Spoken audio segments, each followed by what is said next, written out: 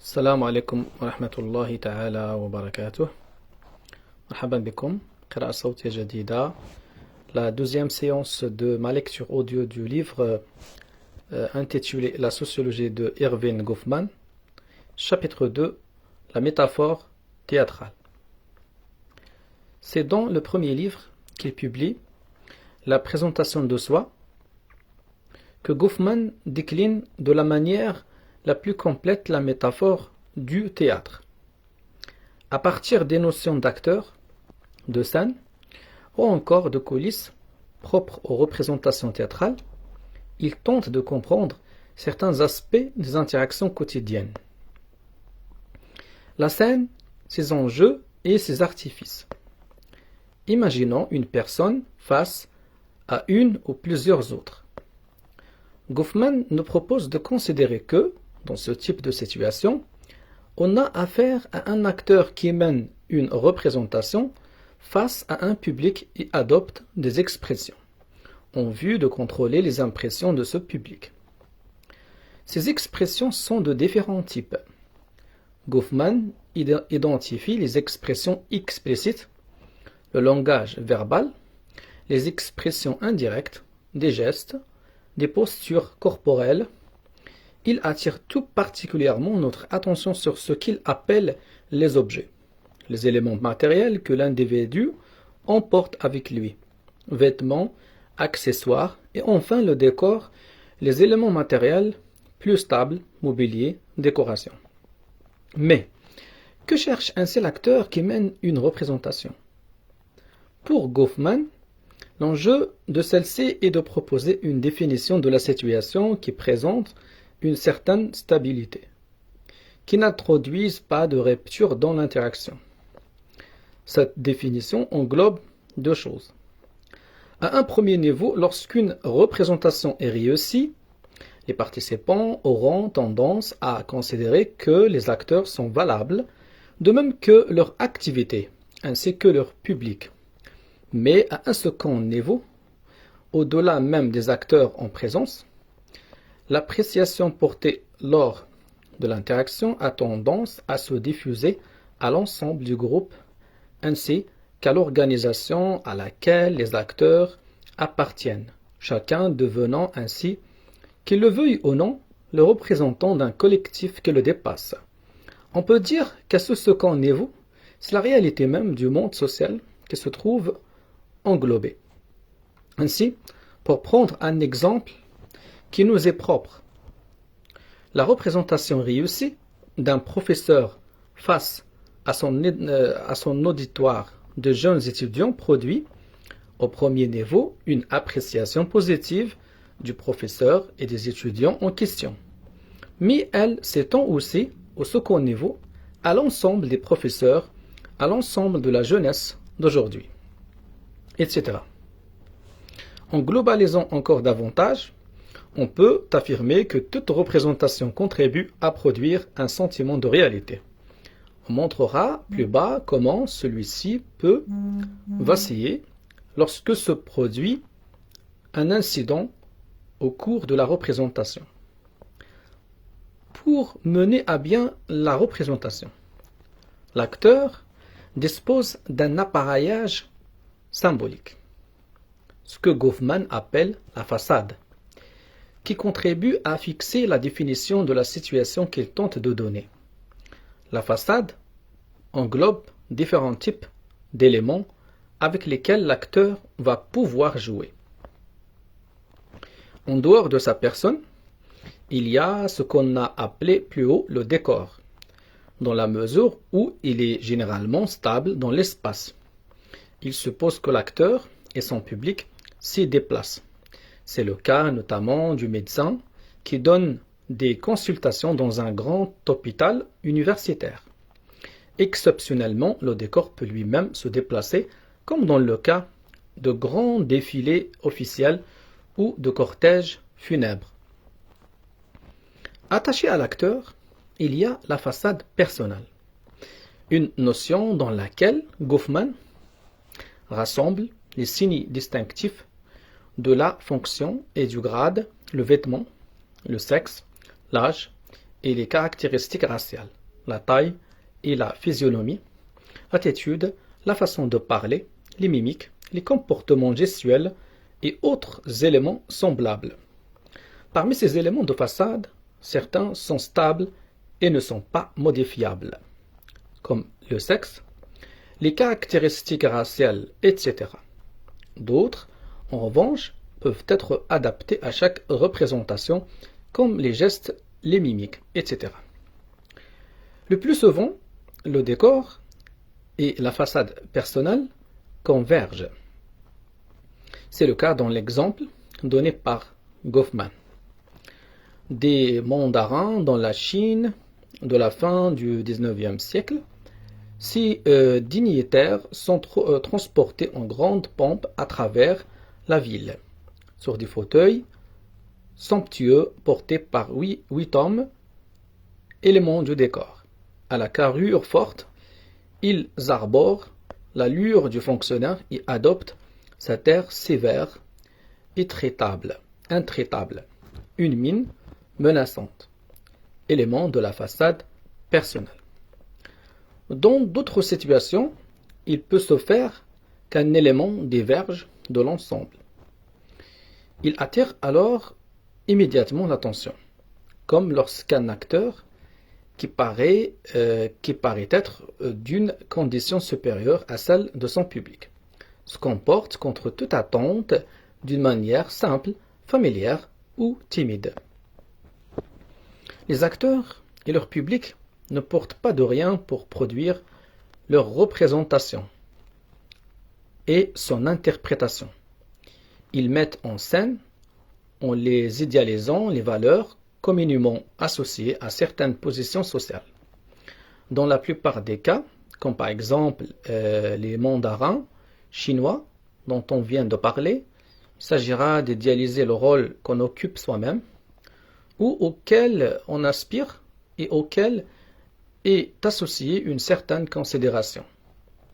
Mais il peut s'agir aussi, dans certains cas, de se déconsidérer soi-même, de manière à accorder la considération aux partenaires de l'interaction, comme peut le faire le noir face au blanc ou la collégienne face à son petit ami, ainsi que l'illustre l'encadré, page ci-contre. La maîtrise des impression management. À partir de là, on sent bien que l'essentiel ici n'est pas de savoir ce que l'acteur est vraiment, mais de comprendre comment il produit telle ou telle impression qui tiendra lieu de réalité et comment il s'y prend pour faire perdurer cette impression. Somme toute, puisque le public n'a pas accès à la vérité, il s'en tiendra à ce qui apparaît. D'où les multiples analyses que Goffman consacre aux différents moyens par lesquels l'acteur tente de maîtriser les impressions qu'il donne. Il montre ainsi que celui-ci sera particulièrement attentif aux aspects habituellement les moins contrôlés de son comportement, en particulier ses dimensions non verbales, qu'il veillera à maintenir la distance avec son public afin que celui-ci ne puisse contrôler ce qui se passe et que l'acteur entretienne ainsi une crainte respectueuse comme le prévoient les étiquettes royales, ou encore qu'il utilisera différentes formes de secret. Du contrôle des impressions à la manipulation, il n'y a qu'un pas qui est parfois franchi. L'acteur définissant délibérément, selon son intérêt, l'image qu'il veut donner de lui et de son activité, dans une posture qu'on peut qualifier de cynique. À l'autre extrémité, l'acteur peut être pris à son propre jeu lui-même, dupe de la représentation qu'il donne. Les choses sont même plus complexes, dans la mesure où il peut exister une antinomie entre l'expression et l'action. Ainsi, dans cet exemple, repris à Sartre, où l'élève, voulant rester attentif, se concentre tellement sur l'expression de l'attention qu'il en vient à ne plus rien écouter. On est proche ici de la métaphore du jeu, où l'essentiel est dans le contrôle de l'information avec tous les camouflages, les faux semblants et manœuvres diverses auxquelles cette métaphore renvoie. Si la métaphore théâtrale proposée par Goffman l'amène ainsi à mettre l'accent sur les impressions, sur les apparences qui résultent du jeu des acteurs, elle le conduit en revanche à mettre entre parenthèses la question de la réalité de la définition de la situation donnée par les mêmes acteurs. Adhérer aux valeurs en se déconsidérant. L'air ignare les manières gauches et brouillonne que les Noirs des États sudistes se croyaient parfois obligés d'adopter lors d'une interaction avec des Blancs montre comment une représentation peut flatter des valeurs idéales qui assignent à l'acteur une position inférieure à celle qu'il se reconnaît secrètement. Les collégiennes américaines ne faisaient pas étalage, et sans doute ne le font-elles pas davantage aujourd'hui, de leur intelligence, de leur talent et de leur esprit de décision, lorsqu'elles se trouvaient en compagnie de garçons qui leur faisaient la cour. Elles témoignaient par là d'une grande maîtrise psychologique en dépit de leur réputation internationale de légèreté. On rapporte que ces comédiennes permettent à leurs supérants de leur fournir des explications fastidieuses à propos de choses qu'elles savent déjà. Elles cachent leur force en mathématiques à leurs compagnons moins capables.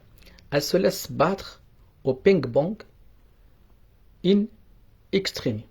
Grâce à ces divers subterfuges, la supériorité naturelle des garçons se trouve démontrée et l'infériorité du sexe faible confirmée. On rejoint ici la question de l'adhésion de l'acteur à son propre rôle, donc de sa sincérité, ou, à l'inverse, de la distance qu'il marque par rapport à celui-ci. Cette question est traitée par Goffman à diverses reprises dans son œuvre, notamment dans son ouvrage La présentation de soi, et surtout dans l'article Role Distance.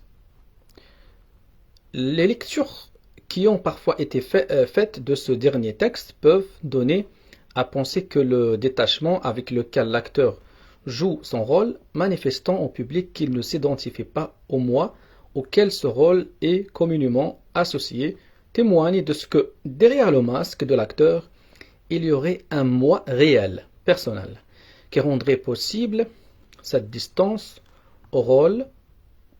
Or, il semble bien que pour Goffman, la distance au rôle ne signifie pas que l'individu dispose d'une certaine liberté par rapport à la société.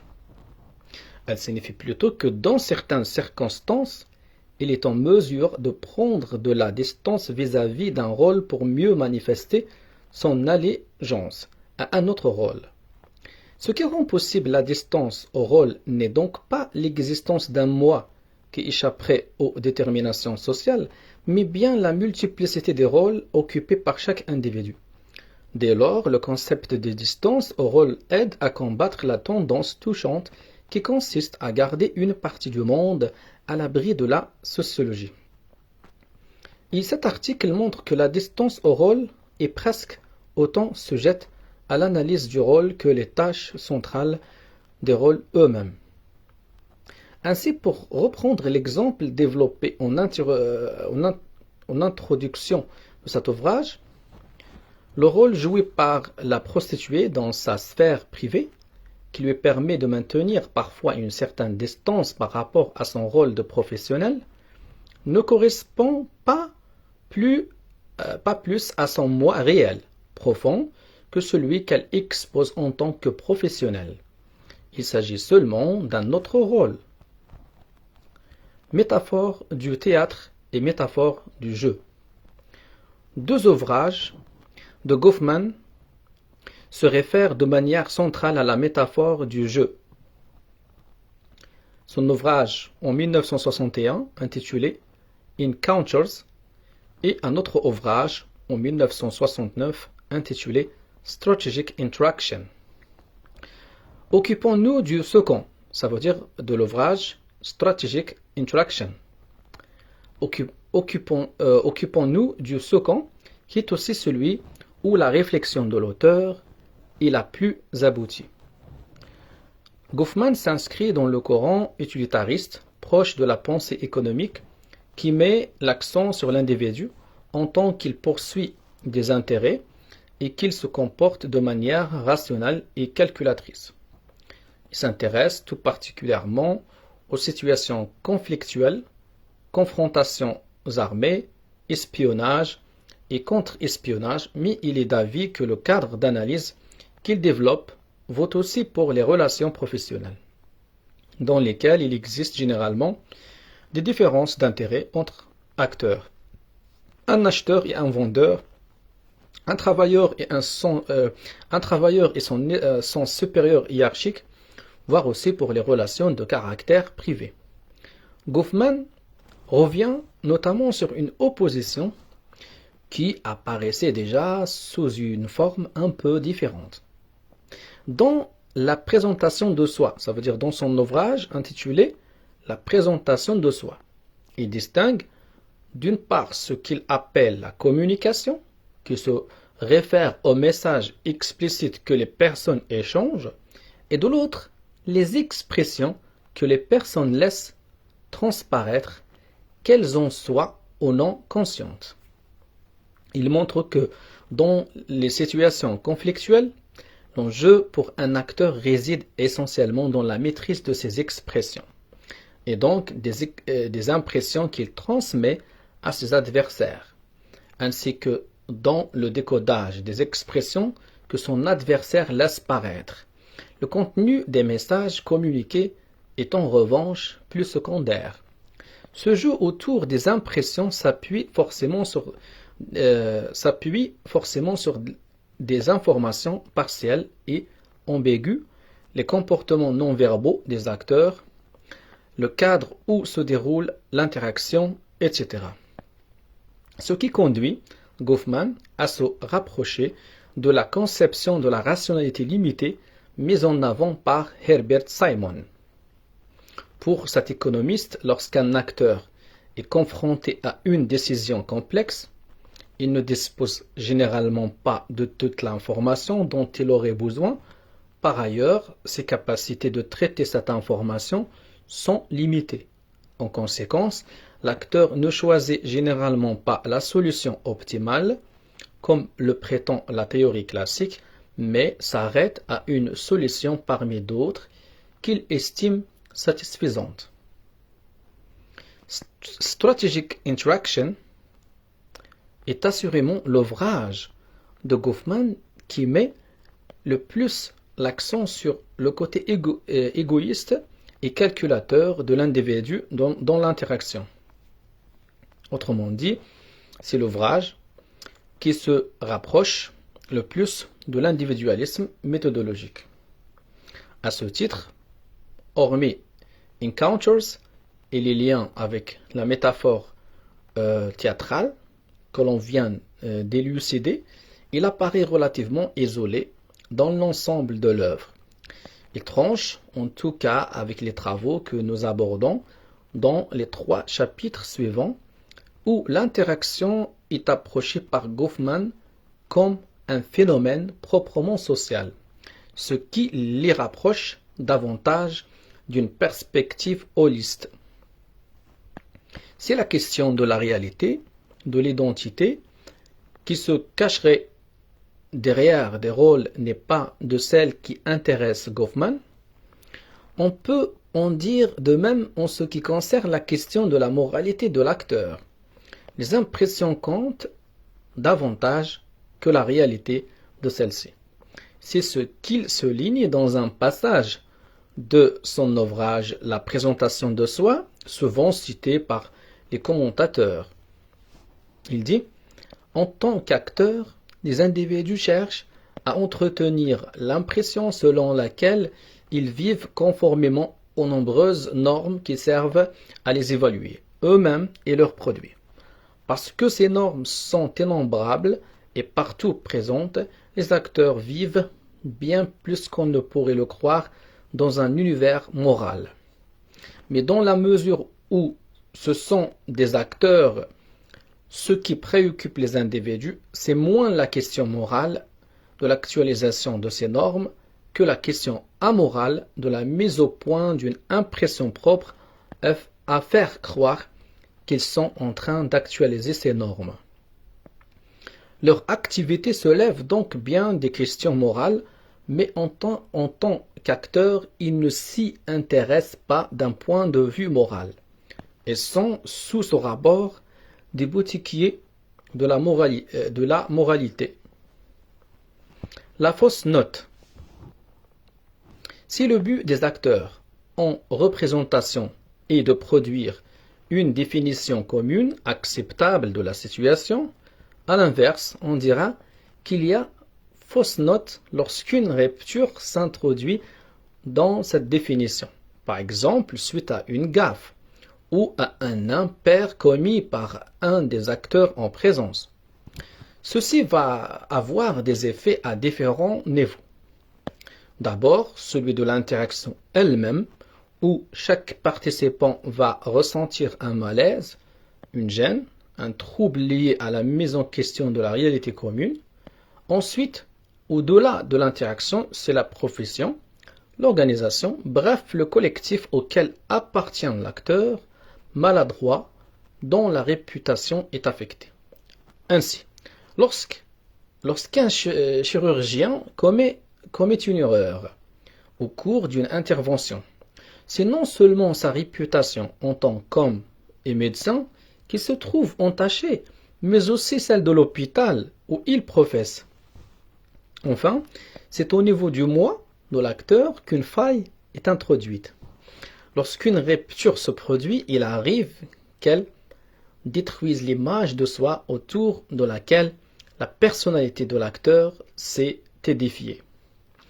Vu l'importance des conséquences d'un faux pas, différentes mesures sont communément prises, tantôt pour éviter qu'un incident ne se revienne, tantôt lorsqu'il est intervenu pour réparer les dégâts qu'il a pu occasionner. Dans le premier cas, Goffman parlera des techniques de protection, qu'il appelle aussi le tact. Il montre ainsi que lorsqu'un acteur se rapproche d'un lieu où il risque d'en déranger d'autres, il les avertira de sa venue, par exemple en frappant à la porte ou en toussant afin que les personnes présentes puissent retarder l'intrusion si nécessaire, ou bien se dépêcher de remettre le décor en ordre et donner à leur visage l'expression convenable. Dans le second cas, c'est-à-dire lorsqu'une fausse note est intervenue dans le jeu de l'acteur, Goffman montre comment aussi bien l'acteur que le public s'attachent à réparer l'incident qui est intervenu. Par exemple, l'acteur présente des excuses, le public manifeste qu'il les accepte, etc. On reviendra après, dans le chapitre 3, section les échanges réparateurs, sur ce que Goffman appelle les échanges réparateurs.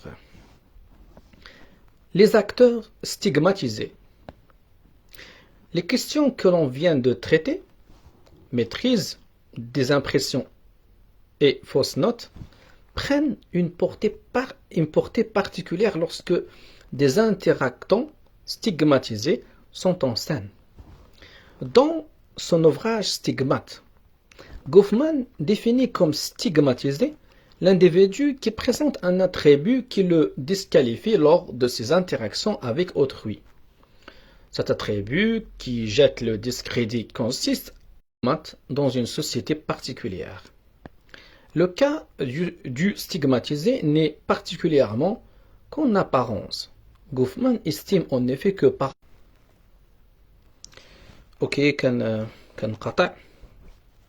le cas du stigmatisé n'est particulièrement qu'en apparence. Goffman estime en effet que Par rapport aux stigmates, les individus se situent sur un continuum. Ainsi, le plus fortuné des normaux peut avoir un petit défaut caché qui, en certaines circonstances, ressortira de façon gênante. Si l'on considère que l'identité entièrement conforme aux idéaux américains est d'être, par exemple, d'être jeune père de famille mariée, blanc, citadin, nordique, hétérosexuel, protestant, diplômé d'université, employé à temps plein, en bonne santé, d'un bon poids, d'une taille suffisante et pratiquant un sport. On comprendra aisément que tout un chacun peut faire l'expérience du stigmate. Dès lors, l'intérêt général de l'étude des stigmates est qu'elle met en lumière la façon dont certains attributs vont, dans une société donnée, avoir des effets sur la constitution de l'identité individuelle dans l'interaction. Les stigmates affectent le plus souvent ce qu'on a appelé plus haut la façade personnelle de l'individu. Plus précisément, ils peuvent marquer le corps, handicap de différents types. Ils peuvent consister en des tares de caractère que l'on attribue à autrui du fait de ses comportements passés ou actuels. Il a fait de la prison, s'est drogué, est homosexuel, etc. Ils peuvent enfin être liés à l'appartenance à un groupe racial, social, religieux, etc. Ils peuvent être directement visibles, comme par exemple dans le cas d'un estropié, d'un noir ou d'une femme, pour les situations dans lesquelles ces attributs sont des stigmates. Goffman parlera alors d'individus discrédités, mais les stigmates peuvent être moins apparents, comme pour un ex-détenu ou quelqu'un qui maîtrise difficilement la langue dominante. Ou encore, une personne séropositive, l'individu est alors discréditable. L'importance de cette distinction des stigmates selon qu'ils sont plus ou moins apparents et des individus selon qu'ils sont discrédités ou discréditables est directement liée à la métaphore théâtrale qui insiste sur la maîtrise des impressions du public. En effet, les stratégies des stigmatisés devront prendre en compte impérativement le caractère plus ou moins visible de leurs stigmates. Ainsi, les individus discrédités devront gérer le malaise qui s'introduit d'emblée dans l'interaction. En revanche, pour les individus discréditables, par exemple un ex-détenu ou une personne séropositive, l'élément crucial sera le contrôle de l'accès à l'information concernant leur déficience. Une stratégie telle que le maintien d'une distance face à tout un inconnu peut être un des moyens pour contrôler les impressions. Le malaise que suscite chez les normaux les contacts avec les stigmatisés, ce que Goffman appelle les contacts mixtes, accroît le risque de fausses notes. Les individus normaux en effet risquent d'en faire trop, proposant leur aide là où elle n'est pas nécessaire, ce qui porte atteinte à la dignité du stigmatisé, ou trop peu, évitant le minimum de contact visuel requis lors des interactions en public, de peur d'être indélicat. Il en résulte que normaux et stigmatisés, on arrive à éviter les contacts mixtes.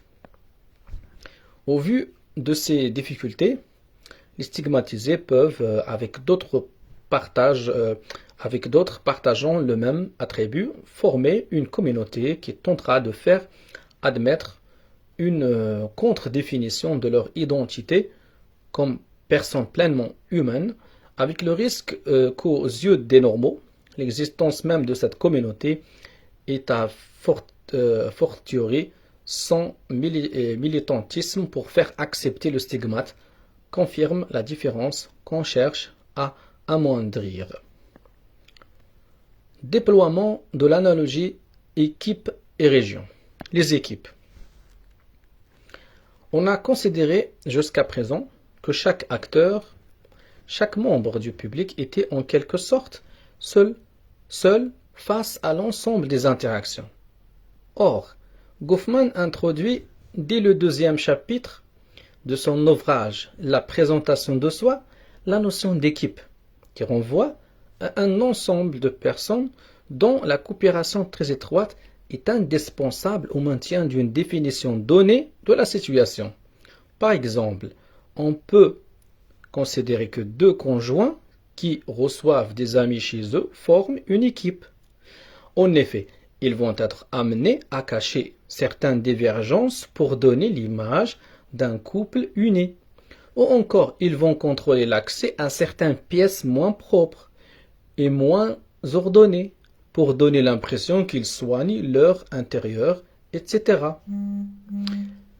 Comme une équipe n'a pas intérêt à faire connaître la nature et l'ampleur de cette coopération, on peut considérer toute équipe comme une société secrète. Une équipe est donc pour Goffman un acteur collectif qui mène une représentation. Ainsi, les membres d'une équipe vont devoir compter sur la bonne conduite des différents partenaires, sur leur solidarité, tout en proposant une façade de familiarité aux yeux du public. Celui-ci peut être souvent analysé comme formant lui aussi une équipe, l'interaction mettant alors en présence deux équipes. La scène et les coulisses. Goffman définit une région comme tout lieu borné par des obstacles à la perception, ceux-ci pouvant être de différentes natures. Obstacles visuels, acoustiques, etc. Les représentations se développent d'habitude dans de tels espaces bornés. Ceci permet aux acteurs de focaliser l'attention du public sur ce qui se passe dans l'interaction et aussi de mieux aménager les éléments du décor, de manière à ce qu'ils se tiennent la définition que l'acteur veut donner de la situation. Goffman distingue deux types de régions. La région antérieure ou scène et celle où se déroule la représentation. La région postérieure, également appelée coulisses, est l'espace où les acteurs peuvent contredire l'impression donnée dans la représentation. Elle remplit différentes fonctions, entre autres, un lieu où l'on peut accumuler accessoires et éléments du décor, où l'on peut examiner attentivement la façade de chaque membre de l'équipe et la rectifier si nécessaire, où l'on peut répéter la représentation, où l'on peut éduquer les membres défaillants de l'équipe, où l'on peut se détendre, abandonner la façade, désacraliser de façon rituelle la représentation qu'on est occupé à donner, en se moquant du public, voire de son propre rôle, etc. Selon les moments et les représentations, la délimitation des régions antérieures et postérieures peut varier. Ainsi, le salon, qui est le plus souvent la scène par excellence de la maison familiale, peut devenir le dimanche matin une coulisse où l'on peut traîner en pyjama et pantoufles. Comme le fait remarquer Collins, la délimitation de ces deux régions est relative à la définition que l'on se donne du public. Ainsi, la coulisse, qui est la cafétéria des ouvriers, relativement à leur lieu de travail, peuvent devenir une scène relativement au salon où l'ouvrier retrouve sa famille, lui-même devenant une scène relativement à la chambre à coucher du couple, la seule coulisse absolue étant le lieu où l'on est seul, sans aucun public. L'accord entre les membres d'une équipe sur la manière de contrôler l'accès aux coulisses est un élément essentiel de la mise en scène. En effet, compte tenu des fonctions que remplissent les coulisses, il ne faut à aucun prix que le public sache ce qui s'y passe. Une équipe en conflit sur le contrôle de l'accès aux coulisses. Dans le passage suivant, Goffman reprend des observations qu'il a faites pendant son séjour dans une île, dans une des îles Shetland, en particulier au Shetland Hotel. Il y avait d'autres causes d'opposition entre les usages de la cuisine et ceux du salon. Car certaines normes du service, explicitement ou implicitement appliquées en présence des clients, ne rencontreraient pas une totale adhésion dans la cuisine. Dans l'arrière-cuisine, une moisissure se formait parfois sur une soupe qu'on n'avait pas encore servie. Sur le fourneau, des chaussettes humides séchées sur la chaudière, c'était une pratique normale dans l'île. Lorsque les clients demandaient du thé fraîchement infusé, on le préparait dans un pot dont le fond était incrusté de feuilles de thé vieilles de plusieurs semaines. On préparait les harengs frais en les fondant et en nettoyant l'intérieur avec un morceau de journal. On refaçonnait des pains de beurre ramollis, déformés et partiellement consommés durant leur séjour à la salle à manger pour leur redonner leur apparence de fraîcheur, et on les remettait en circulation. Lorsque les puddings étaient de trop bonne qualité pour être consommés en cuisine, on y faisait des prélèvements d'un doigt énergique. Pendant le coup de feu, à l'heure du repas, on se bornait à vider et à essuyer sans les rincer les verres déjà utilisés, ce qui permettait de les remettre rapidement en service, étant donné les multiples contradictions. Entre l'activité de la cuisine et l'impression qu'on voulait produire en présence de la clientèle, on comprend que les portes de la cuisine donnant accès aux autres parties de l'hôtel constituaient une cause permanente de friction dans l'organisation du travail.